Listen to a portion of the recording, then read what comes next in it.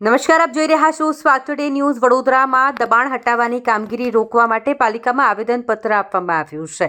વડોદરા મહાનગરપાલિકાની દબાણ શાખા તરફથી ચાલી રહેલી લારી ગલ્લા સહિતના દબાણો હટાવવાની કામગીરી રોકવા માટે એડવોકેટ શૌકત અલી ઇન્દોરી પાલિકા ખાતે રજૂઆત કરવા પહોંચ્યા છે. ડેપ્યુટી મ્યુનિસિપલ કમિશનર હસમુખ પ્રજાપતિને આવેદનપત્ર આપીને તેઓએ રજૂઆત કરી છે.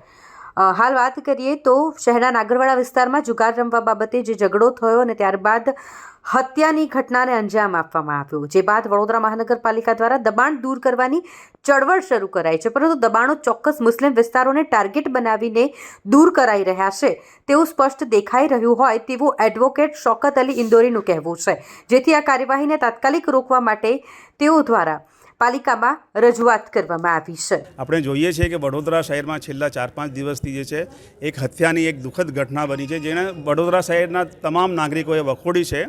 અને એ ઘટના જે ગુનાહિત ઘટના થઈ છે હત્યાની, એના માટે પોલીસ તરત એક્શનમાં આવી છે. એમના આરોપીની ધરપકડ કરી છે, રિમાન્ડ માંગ્યા છે અને હાલ અત્યારે જે જ્યુડિશિયલ કસ્ટડીમાં છે. તો that process is going on.